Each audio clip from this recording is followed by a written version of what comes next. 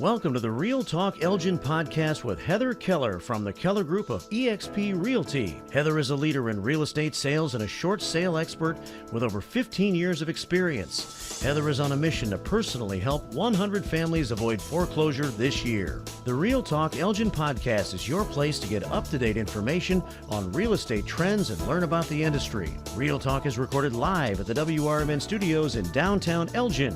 Call in to ask questions live at 847-931-1410, and she'll answer them for you on the air. And now, give a warm welcome to Real Talk Elgin podcast host, Heather Keller.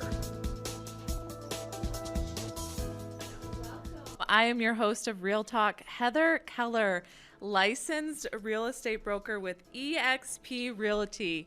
It is season 3, episode 3, right? Yes, yep. I forgot to ask. Mm-hmm. Here we are. So yeah, season 3, episode 3. So by the time I keep saying all these, we're going to have our last episode again, and Bruce is going to be back, and it's going to be strange. That's so crazy. It is really hard to believe that I've been here now. This is our second full season. So we started season 1, I think, in April of 2020. Yes. It was before you and I met, so it was still when Jeff was here. Yes, yes, that's right. So if you haven't already, like our Facebook page, Real Talk Elgin, we also have another Facebook page, Chicagoland's leading short sale expert. So if you are out there struggling and not sure what to do, we do provide a lot of information on short sales, the process, and different contacts for you. If you haven't listened to any of our past shows, you can go to our website, realtalkelgin.com, listen there, or wherever you listen to podcasts. You can also ask your Google and Alexa to play Real Talk Elgin. And we are also on iHeartRadio, which is everywhere. Awesome. Yes. Real Talk Elgin is everywhere, and that was the plan, to spread awareness and provide real-time accurate information of all things real estate, especially short sales. So later on in the show, we'll talk about how you can get a free copy of my book, The Complete Guide to Selling Your Home as a Short Sale, and our upcoming shows, which we have some good ones coming up. But as you can see, I do not have a guest, so this has happened now 3 times in a row. Leah, intentionally happened 3 times in a row. Intentionally. Right? So Leah and I have been just talking about short sales, and we planned out a 5-part series, and tonight is part 3, which is entitled Short Sale Offer and What's Next. I have to say, I didn't tell you this before the show because I wanted to give you that big exciting news, though I had a couple people ask me about the show, just saying that they were listening and said that they've learned, because making me feel better also. I didn't know what a short sale was, is usually the comment that I get from people. So it's good. I mean, there are individuals that are in a situation that this is going to be a lifesaver for them. Yeah, I agree. And when I was planning at the end of 2021 the shows for this season, our plan was to just do that first episode as short sales. But then I started going through all of my stuff, and I'm like, oh my gosh, there's so much information. Let's do a 5-part series. So the plan is to do a 5-part series, and then once we get through that, probably do like a recap, because there is so much information. So the stuff that you have that we've been going through the last 3 shows so far, is that all things that they can find in your book as well? So if they have been following along, those are all pieces of information that are in print form? Yes. So I basically took this 5-part series from my book. Okay. So there's 5 parts inside the book, and so I went part by part, and that's how I came up with the show. Awesome. So tonight is short sale offer. So what happens when you get a short sale offer? Gathering documentation, submitting everything to your bank. So we're going to talk about all that. We got to that last week, and we kind of hinted towards, you said, no, that's going to be for next week. And I've been on pins and needles, because that's the whole big thing, is that once you start things in motion, now you're just sitting in limbo. What happens when you get an offer? What's the next step? So I'm glad that we're at that point right now. Yeah, so it's a very, I keep saying it's a nutty market. That's kind of how I refer the market to, because you list a house, whether it's a short sale or not, and it's tending to go very quickly and sometimes over asking. So you really have to determine ahead of time, and we talked about this, whether it is a full-blown short sale or it is a traditional sale that is happening in this market. Okay. So you want to do all your due diligence up front. So let me just give you an example. So I sat with a couple yesterday, and they have 2 mortgages, and the first one we're pretty sure that is going to be paid in full. So the first is being paid in full, and the second is going to be short. Can I ask a real quick question here? So when somebody has double mortgages, I know there's a variety of reasons. Did a lot of people have to do the second mortgage because of the situation we just found ourselves in the last couple of years? Or was that something that was in play prior to the pandemic? So these people built this house, so their Okay. particular situation happened a long time ago. So back when they did like the 100% financing, they Yep. would do the 80-20 loans. Yep. So that is what happened with them. Okay. Now sometimes, you know, when I say second mortgage, it could also be like a home equity. So sometimes people have that as well. Got it. So yeah, every situation is different. So once we get the short sale offer, so let's go on the market, and we require a certain amount of time for showings. So whatever works for the sellers, it does not matter to me. I do keep track of all that because the banks do like to see that information. But once we get a short sale offer, so let's just say the house is listed at $250 and we get an offer at $250. Okay. Great. So I'd always advise the seller to sign it. Now, they still have to be involved with the process because they are on the title of the home. But ultimately, in the end, it is going to be up to the bank. Okay. Okay? So they still have to sign everything. So let's just say in a non-nutty market, Okay. we listed at $250 and we end up getting offer at like say $210. That isn't necessarily bad when it comes to a short sale because like I said, ultimately in the end it is up to the bank. So I would always advise the seller, hey, sign the offer because it is going to go through the process and the bank is going to make a counteroffer to me when the time comes. Or maybe they'll just accept it. It depends. Wait a minute. I didn't know that the bank could make a counteroffer. So, okay. So, first of all, just to get our pathway up until here, a person has signed on. They have identified you as an expert in short sales. So they've come to you and you already told people, do the legwork. Make sure you have somebody that's a quality person that Yes. is wise to the ways of short sales and knows what they're doing and has a good team behind them. I think that's probably the summary of the last two shows. Yeah. Bulk, right?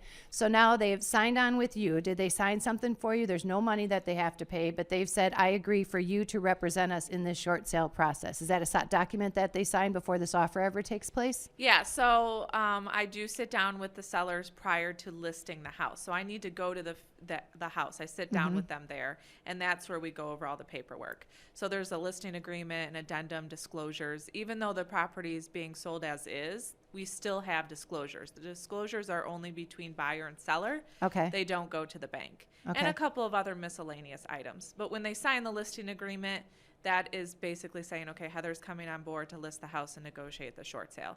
Those documents eventually go to their bank. Okay. Yeah. So once we do get an offer, I like to have a conversation with the buyer's agent just to make sure that the buyers are on board. Do you So ever I- work with buyers independent and they don't have an agent? Do you work with them directly? Yeah, so that does happen from time to time. It's called dual agency. Okay. So as long as both parties know that you're being a dual agent, that you're the listing agent and the buyer's agent, and they have those forms signed, then it is okay. Okay. So we do get a lot of calls online from people, but in this market, you know, you can't lowball the offers anymore. That's eventually down the road, maybe that's how it'll be, but really most of our stuff are coming at or above list price, even with the short sales. Yeah, you'll get laughed down the street. I mean, if Yeah. you tried to say you're going to put in this low ball offer, I agree with that. Oh yeah, like I actually have a buyer right now. She's, you know, wanting the next chapter of her life, and she got the house. We're in a bidding war. Uh-huh. This is not a short sale or anything. I'm just telling Okay. you how nutty the market is. And she won the bid. We won the bid for her, and it was about $40,000 over asking price.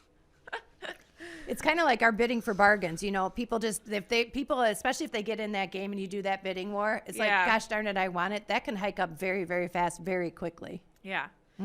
So once they do get an offer, Good for the seller. on I that know, one. right? So if you're out there and you're listening and you know you have equity in the house and I always tell people, if you're considering selling Yeah. anytime soon, do it now. And I say that because we don't know. We can't predict the future. What's going to happen 6 months from now, a year from now? I even think now we're already going on the outskirts of that. So the fact that it's even rode out this long, means, act. These prices can't continue Right. to go up. So, and people always say to me, well, are short sales even around? They can't grasp that idea. But the reality is a lot of these sellers have not been making payments for years because there was that halt when the height of the pandemic. And there's so many variables that happen with loss of jobs, with, all of that goes into play. So it doesn't matter that they weren't just opting not to make a payment. They just couldn't. Yeah. Yeah. It's all over the board. So yeah, once we get an offer, I like to explain it to them. So when I originally sit down with them, I say, hey, there's a lot involved with these short sales. I am going to hold your hand and explain the process each step of the way. Because if I explain everything all at once, then they get so overwhelmed. It's confusing. It's overwhelming. Yeah. So I say, hey, we have an offer, and this is what's going to happen next. So, they have to say yes to the offer. Mm-hmm. So usually it's around the list price or above, like I said. Then they can electronically sign that offer. So a lot of banks will allow e-signatures now. They're kind of moving into the 2022 That still area, amazes me. I do know because I'm working with somebody right now that has e-signatures that I have to deal with, and they do go through quite a bit of rigmarole to make sure that it's legit and all the security side of it. But yeah, that surprises me because remember, you had to be there. You had to be there in person. Yeah, it had to be notarized. Yeah, it's hard because when I go and take the listing, I sit down with them and they will physically sign the paperwork. Mm-hmm. But after that, a lot of times I don't go back to the house because everything's, with the bank. So it's easier to just send the contract for them to sign electronically. Mm-hmm. It saves trees, right? We don't need to be printing all this paper. Right. So they will sign the contract, and that's when the process starts. So we'll make sure that title gets pulled. Sometimes we have that done at the beginning of the process, just maybe we think there's something else on title that we need to take care of ahead of time. Otherwise, title gets pulled. We do ask the attorneys to prepare the statement, master statement, settlement statement, whatever you want to call it these days. What is that? So that's the actual number. So back in the day, it was called a HUD. HUD statement. So let's just say the purchase price is, $250, and then they take out all of the closing costs on there. So there's commission. So what your final end all will be, I remember that. Well, page the now. bottom line for a short sale is going to be zero. So the sellers cannot receive any money in the short sale. They can potentially get the relocation assistance, but that is on a line item on the statement. But the bottom line is zero. Mm-hmm. So there's a lot involved with that. A lot of times the title companies still mess those up. And so we want to make sure that it's accurate before we send it into the bank. And that is when we request relocation assistance, which I think we do talk about that in an upcoming show. But briefly, relocation assistance is when the seller can get $3,000. So we always ask that. To find another place to live. Yeah. So we always ask for that. And the way to ask for that is to put it on the actual statement. Okay. However, it's not a guarantee. And yes, it's considered relocation assistance, but they don't get that until the day they close. So they have to be out of the property before. And so some of it's going to be coming out of their own pocket. They still have to figure out where they're going to be. Yeah, living. they're going to have to. And when I sit down with them, it's important for them I always give them homework. And I say, look, it's time to declutter, figure out what you're going to keep, get rid of, because time does go by super fast. Right. And so while the short sales take time, you don't want to wait 3 or 4 months and then be stressed out when I tell you have to be out of your house. Right. Yeah. So there's plenty of time. You just have to work on it a little bit here and there. I'm always curious, and you brought this up last time we did the show, that don't do any repairs, don't do anything like that if there's stuff that needs to be done on the house. When you said that you actually do it between the agents, is that when you said that you share what is wrong with the house, or you have, you tell them what needs to be done on it? Because isn't that some kind of legality that you have to bring that information forward? Yeah, so that's the disclosures. Okay. So when I take the listing, I will have them sign disclosures. So that's a seller's report, just a bunch of questions. Is there flooding? Is there issues with roof? That sort of thing. AC, furnace. Mm-hmm. There's a radon disclosure and a lead-based paint disclosure if it was built before 1978. Okay. So if there's something, that most of the time short sales are deferred maintenance, work that needs to be done. But if there's anything that they know of, we have to disclose it by law. Got it. So that's where those would be disclosed. That way the buyer's agent can, understand that information. Mm-hmm. But it is still an as-is sale. So all those items that they disclose, they are not going to be responsible for repairing. The buyer is going to know ahead of time that those are the issues. And then the buyer can predict the money that it's going to cost them to repair those and has to incorporate that into what their offer is going to be. Yes. Yes, that's how it is typically done. And then when the contract comes in, we want to make sure that these buyers are willing to wait, because a short sale can take anywhere from 2, 3, 4, 5, sometimes 6 months, depending on who backs the loan and how many mortgages there are. So I always ask the agent when an offer comes in, are they willing to wait? Are they willing to negotiate if the bank makes a counteroffer? And then the as is. So we always have to have the as is initialed on the contract. Got so it. That's how we know. Now the buyer's still going to come and do a home inspection. They'll still do a home inspection. But whatever they find, they really can't come back and say, hey, can you fix? Now, if people have tried, but I just tell them to take a hike. So of the people that are coming, so when you have to do that home inspection ahead of time, quite often that is going to be what the buyer is going to be able to, if they aren't doing it money because they're so wealthy that they're just buying these places up. But if they're trying to get a loan to buy a new place or one of these properties, these short sale properties, isn't that something that can harm their buying potential if they know that there's all this work that needs to be done? Or if the guy who's looking at it comes back and says, you know what, this is going to need a lot of work? Yeah, so it depends. I put a kind of a rule in place for my team. I like to have I require, I should say, the inspection to be done before we submit the offer to the bank. Okay, and that's I smart. do that because these are a lot of work. So if you wait to do the inspection after we get the bank approval, there is no adjustments. I'm not going to go back and ask for a reduction. There are no credits. You can't ask the bank to give you a credit for repairs. None of that. So I say do the inspection up front. If there is some issues, we can adjust the price before we submit it to the bank. Again, the whole purpose of knowing a short sale expert. That's a whole purpose of bringing somebody to the table, because if somebody who wasn't wise to the ways of a short sale came on there and didn't think to do that, that's all that work that went in there that could just go down the drain. Yeah, and I didn't do that till almost recently because... Was that a learn your lesson kind of thing? Yeah, like I always say, Heather, like seriously, you're making more work for yourself. So if the buyer is invested, they want the house, okay, my sellers will sign off on it, but before we submit the packet to the bank, we need you to complete the home inspection. Right. So that way we either know you're going to continue on, so I can move towards submitting and getting the approval, or we put it back on the market because you didn't. It prevents surprises. So it's Yeah. kind of like a no surprise thing. Yeah. Let's get it out there, make sure we know we're both on the same page. Yep. Got it. So that makes total sense. That's when we have the complete offer. Okay. So any questions on that? Nope. I followed all the way up until now, and I've actually been able to catch my little pebbles from the previous shows because it makes sense. Okay, good. So after... Hopefully you guys are all thinking the same thing. I hope it does.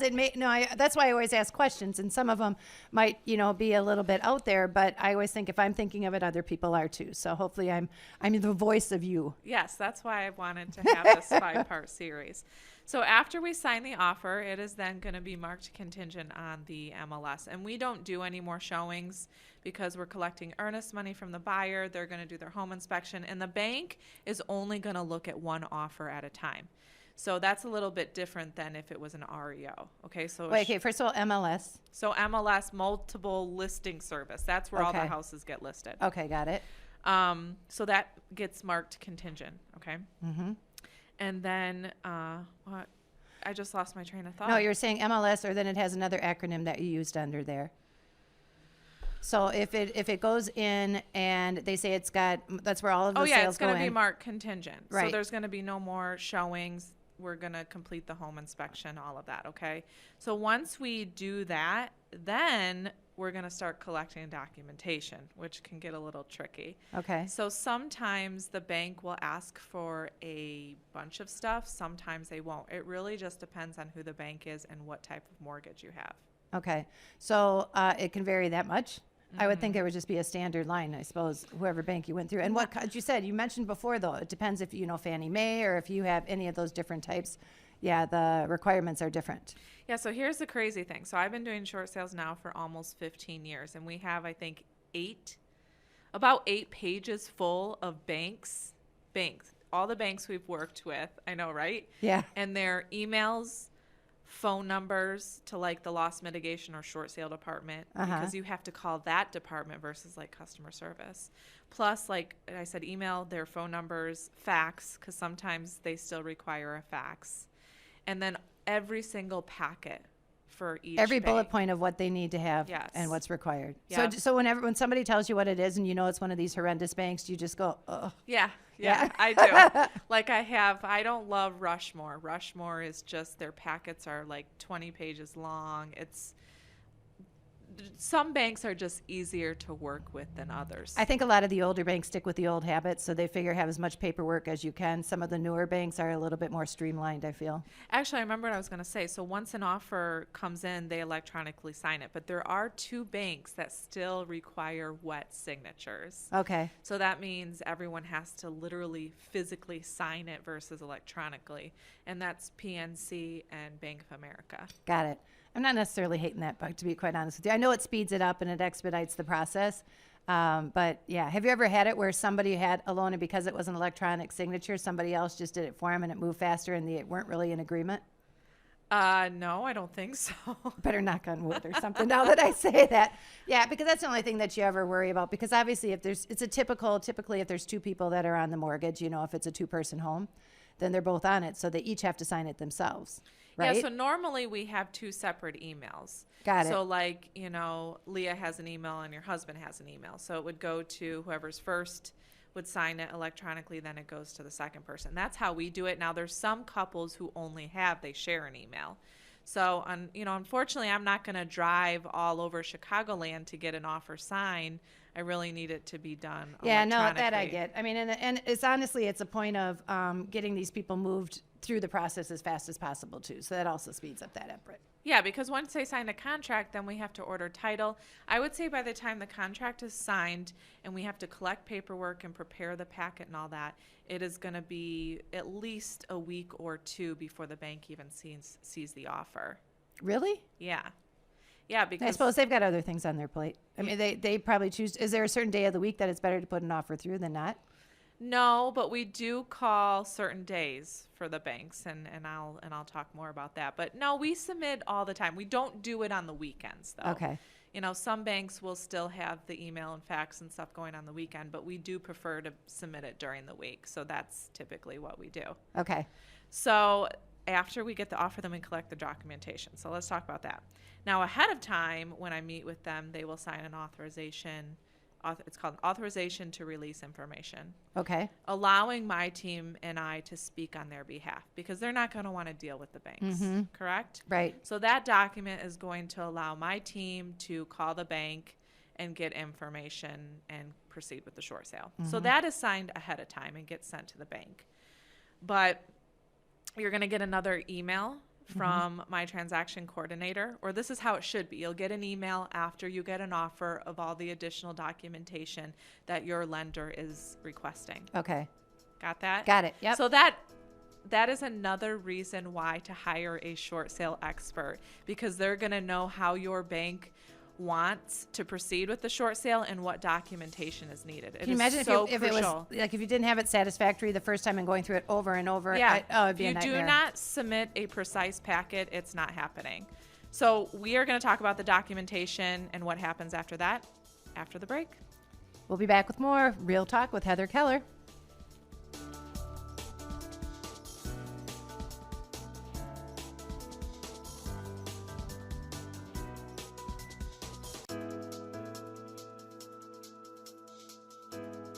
Welcome back to Real Talk Elgin with real estate expert Heather Keller. Call 847-931-1410 and Heather will be happy to answer your questions about real estate. And now back to Studio 14 in downtown Elgin for more Real Talk Elgin with Heather Keller.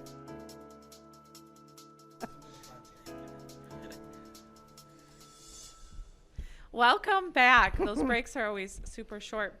Before we talk more about short sales, you're learning a lot, right, Leah?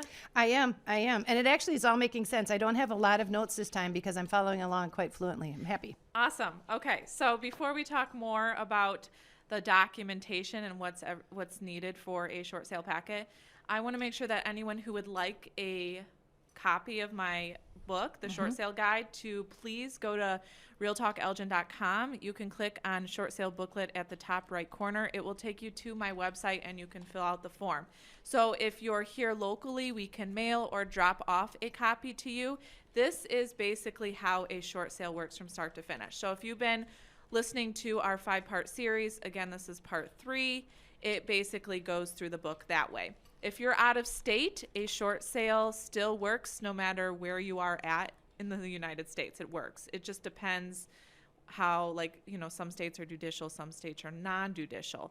The short sale still works the same way. So this could be a good guide whether you're in Florida or California, it doesn't matter. And okay? it's still a good idea, though, to make sure you hire a short sale expert to work with you. Yes, and, I'm only one person, and I am just in the state of Illinois. So this book will give you questions that you can ask, and we talked about this last week about what questions to ask when you're hiring a short sale person, just to make sure. That's a really good point, because there are probably a lot of listeners out there that might not be in the situation where they do need a short sale, but I guarantee every person out there knows one person who is struggling that this might be saving grace for them. It might be an opportunity to at least get as much as they can for what they put into their homes. Yes, and that's why I wanted to do Real Talk Elgin, is really to spread awareness about the short sale process, because there's so much bad information out there.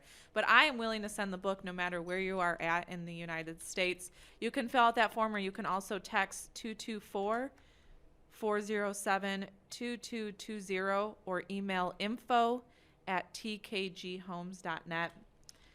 So this is part 3. We have 2 more parts left, but in between part 3 and part 4, we're going to have a couple of guests.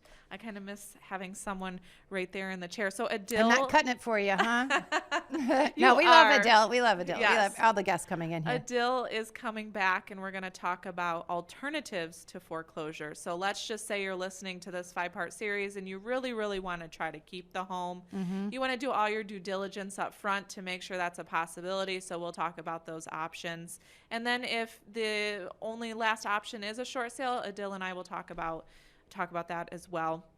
And then Laura is coming back, Laura Baldwin, to talk about divorce. So that was a pretty popular show. That got a lot of traffic. Yeah, so we're going to, I don't know if there's any new updates. She's going to provide us with updates. We'll talk about, selling during a divorce, determining if it is traditional sale, and how to go about all that. So that's what's coming up. And then part 4 will be back April 5th. That seems like a long ways away.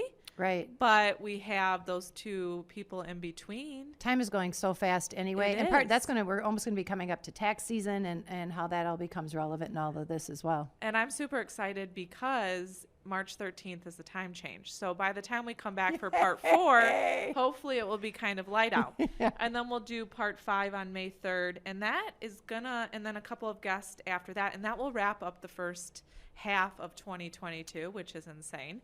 And then the second half will probably start with just like a recap of all the short sales, because we do believe the wave of short sales, that's how I'm referring to it, is going to come probably this summer.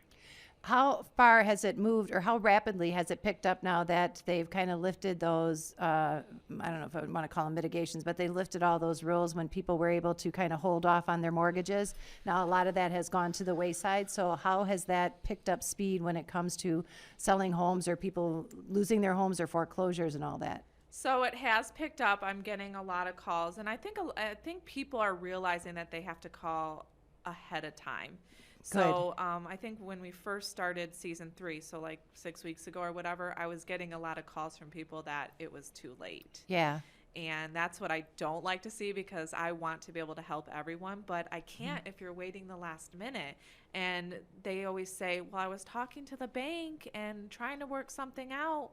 Well, that's the problem. They're not going to just stop the process because you're calling them and trying to work something out. Which is the backwards of what we're taught. We always say, if you can't make a payment, contact them, work something out. And then if you can't, all that's doing is delaying it, making it closer to your house to be foreclosed on. Because you're right, they won't stop it. The process still takes place. They're not going to stop it just because you have it listed, or you're talking to them, or trying to do a loan mod.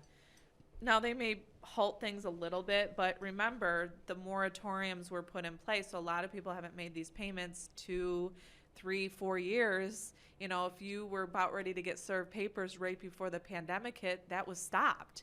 So these people have just been sitting there. So they remember when Adil came on. Yep, I do. Those people were going to go first. So he'll be able to provide an update on all that.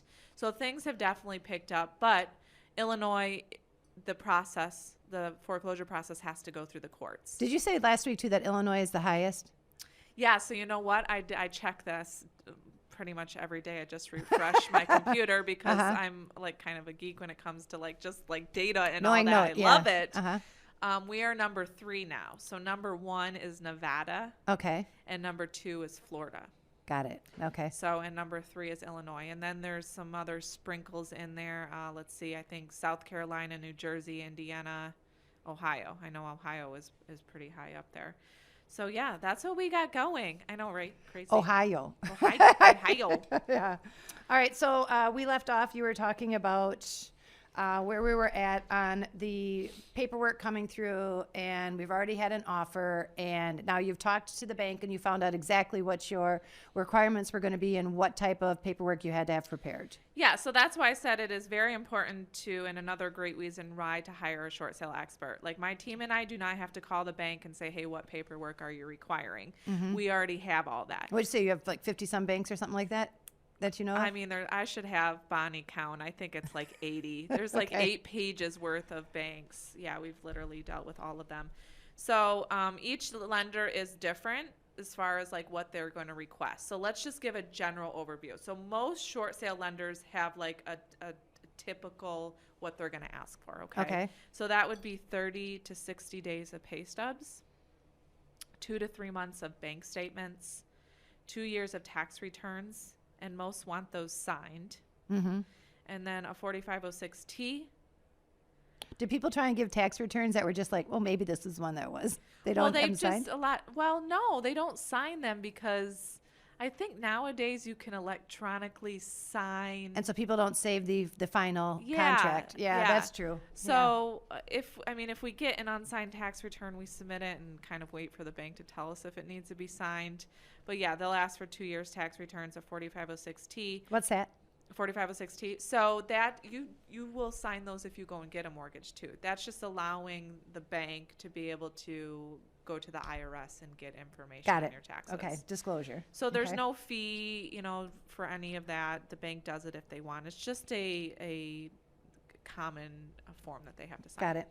A financial statement. So I say financial statement because that's generic. So each bank kind of has a different name. Sometimes it's called mortgage assistance application, form 710. It's kind of all over the place. So I just say financial. I think financial statement is pretty clear. They could probably and easy it up a little bit, banks. They just ask some questions. Is it your primary home? What are your expenses? And we do review all of that.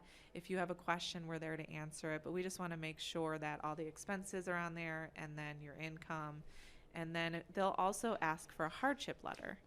So a lot of times the sellers will write the hardship letter and have our team review it before they actually sign it. So and that's basically what caused you to be in the predicament that you're in. Yeah, so I just say tell the story. Tell your story as to why you fell behind, and just let the bank know you're trying to do the right thing by doing a short sale. Yep. So that is the common stuff for the bank. Now, some will have different like affidavits. It just depends on your lender. If it's FHA, they're going to have a little bit more. Some banks require a different authorization to be signed. Okay. So we already know all of that ahead of time. So when we do sit down with them at the beginning, we have that signed. Okay. Okay. So yes, the hardship letter, we talked about that. So I get a lot of people that say, well, why is my bank even asking for all this stuff?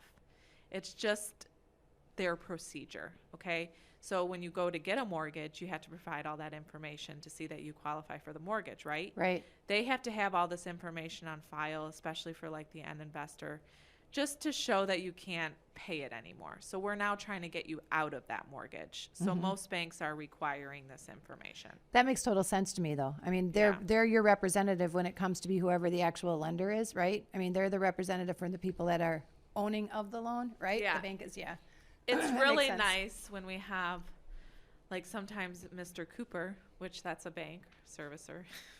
Funny, right? It used to be called Nation Star. Now it's Mr. Cooper. They sometimes don't require like just one-page document. That's it. They don't collect anything else. It's so nice. I wish banks, if they were like maybe in a certain part of the foreclosure process, they obviously know they can't be making the payment. Just make it more streamlined. Right. But, why are they going to listen to us? It's like you're already having a hard time anyway. Do you know what I mean? This is already difficult enough for me. Yeah, just, twist the knife a little bit more. So a lot of people ask, like, are you going to need like originals and stuff? And no, we don't. So we will send the email of everything we need with the attachment. If for some reason a seller doesn't have a printer or doesn't have access to a printer or fax or whatever, then we will print all the documentation for them and either drop it off or send it to them via FedEx. Got it. So then they can fill everything out and send it back to us. We'll provide a label, or they can fax or email. Whatever works. If they're closer to us, then we'll go pick it up, but we don't need the original, so you can just send it to us that way. You know, I can't stress enough the idea of having somebody that actually knows this business. I mean, I sat here, when you started in tonight, I sat here with this little camera trying to figure out how it works, and the stress I'm giving myself over that, knowing like, okay, if you know somebody that can do it, I can't emphasize the fact of having somebody that knows their stuff, you know, that knows everything, not only just about short sales, but even from you've had enough experience in it that you know how to handle different banks and different types of organizations to make this a little bit easier, and that your bottom line is to make it a hopeful experience with the seller. Yeah, I think whenever someone meets with me, they're very hesitant up front. Sometimes they'll want to reschedule. They just don't really know what to expect. But when I go into their home and I sit down with them and I go over the process and tell them it is going to be okay, it's just a process. I'm here to take that house off of your plate, so that way you can plan your next chapter of your life. And that's exactly what I did yesterday, for example. And then their attorney, who's the one that referred me the deal, emailed me and said, wow, they feel less stressed. They're very impressed.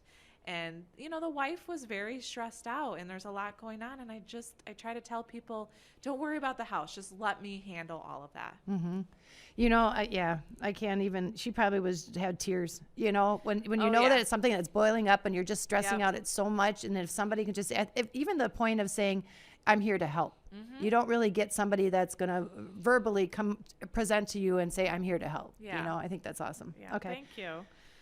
All right, so what do we do prior to submitting the short sale packet? So we want to make sure that we review the documentation for accuracy. So a lot of people are like, I'm not sure how to fill this out. Well, fill it out to the best of your ability. Make sure everything's signed. Send it to us, and we review everything. So like if you're missing, you know, maybe you don't have enough expenses. Like people forget to put expenses on there all the time. Gas, food, utilities. When they're going through their financial statement. Exactly. You're talking.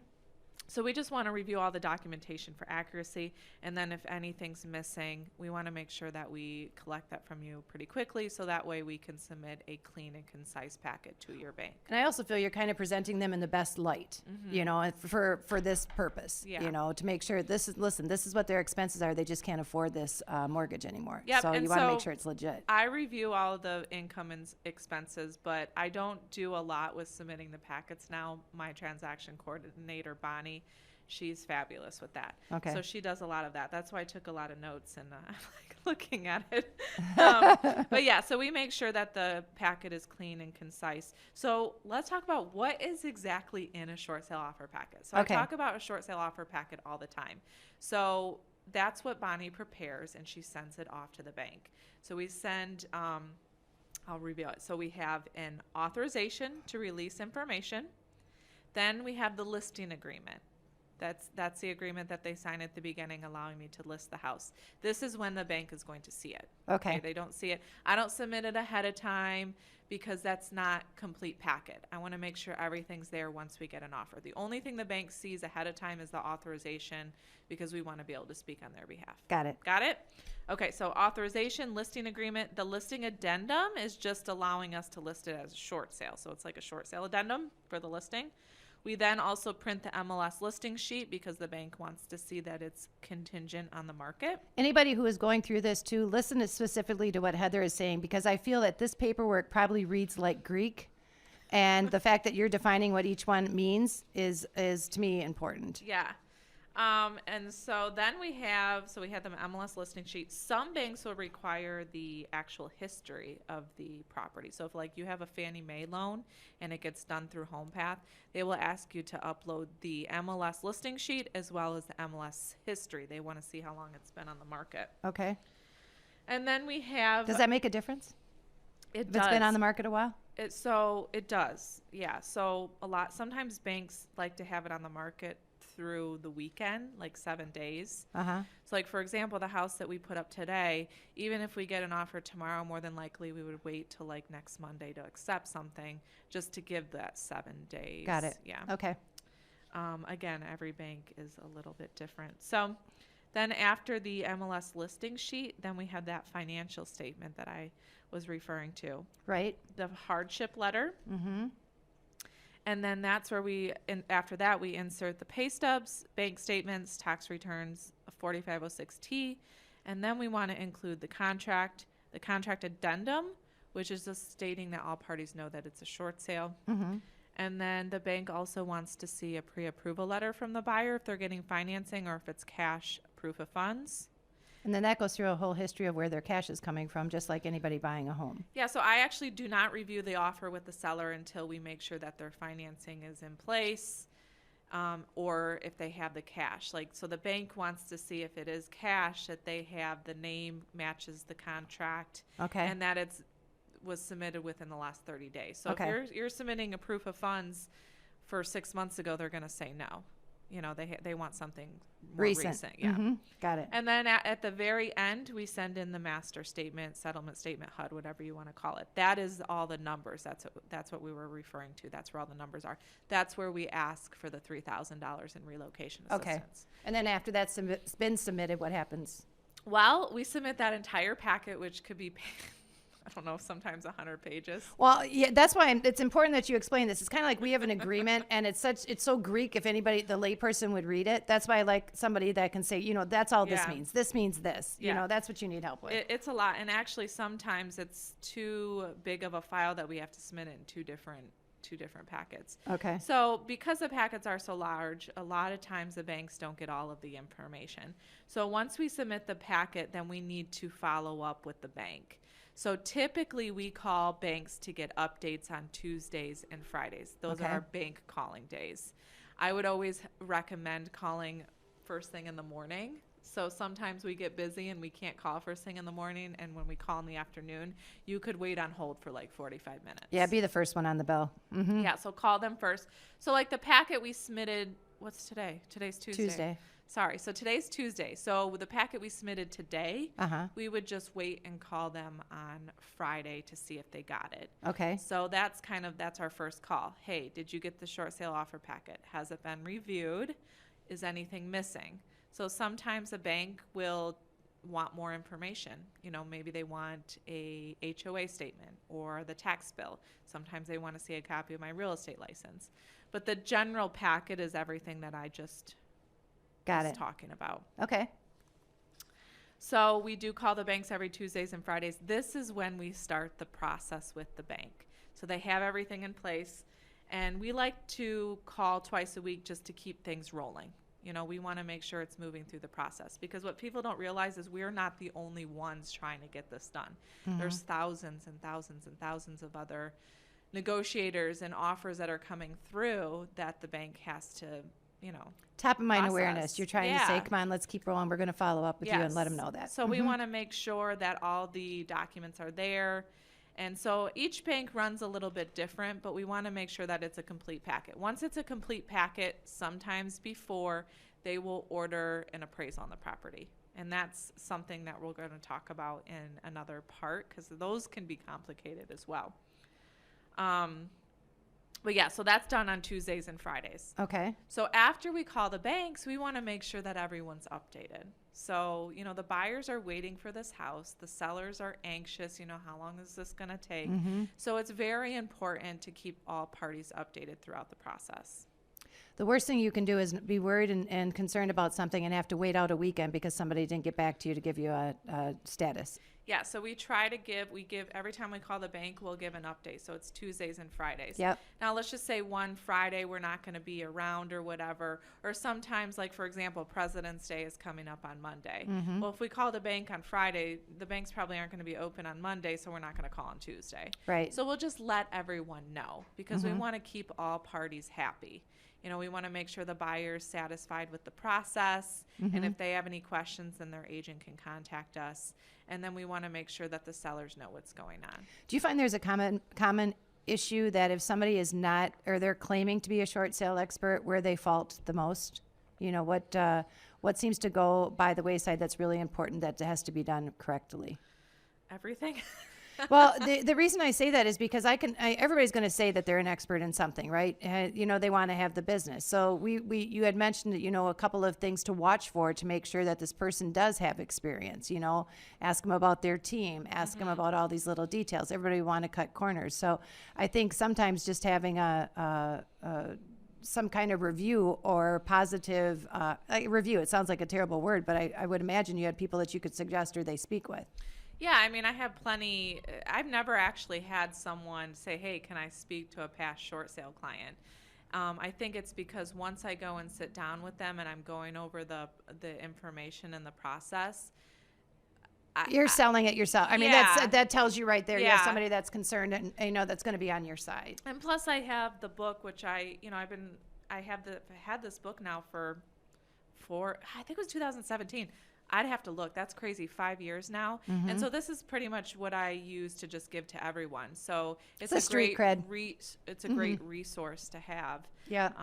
But yeah, I mean, there's always can be red flags. They just have to know what they're talking about. If you ask a question and they're hesitant, then, you know. Yeah.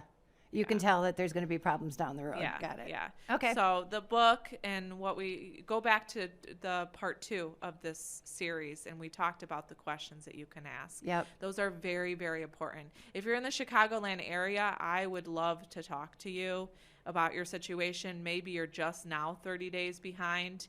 It doesn't matter. It's better to have a plan in place now, you know, and we can talk about that. So be sure to call 224-407-2220.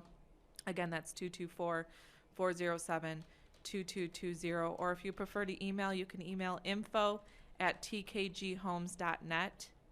If you are out of state, then I work with plenty of agents across the country that maybe I can refer one to you.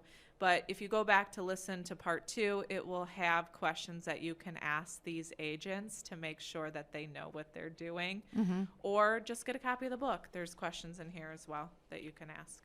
So have a plan in place and know when it's too late is when the foreclosure warning comes up, but you can still pull something off there. Because you said you had to turn a couple, you know, when somebody calls you right at the last minute, you know, there's no way you're going to be able to pull it Well, out. when someone calls me and their auction date is like the same week, then yeah, there's probably not going to be any options. Mm-hmm. You know, if you are that person who stopped making the payments before the pandemic or maybe during the pandemic, you really, really got to call me. Call me. I can refer you to either foreclosure defense, bankruptcy, depending on what you're looking for. You can't just sweep it under the rug. You have to do something now. And if anything to take away from this whole series of what Heather is talking about is make sure, A, you have a plan in place. She repeats that quite often throughout the show.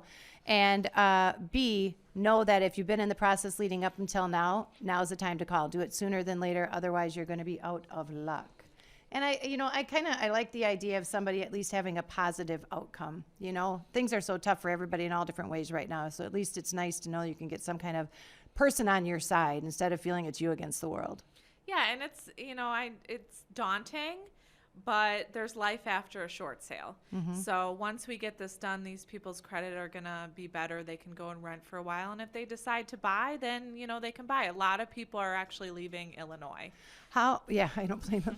How soon after, if they do that, how soon are they able to go for a mortgage again if they end up doing a short sale? 2 to 3 years. And actually, we're having Mike back on the show in the first half of this year.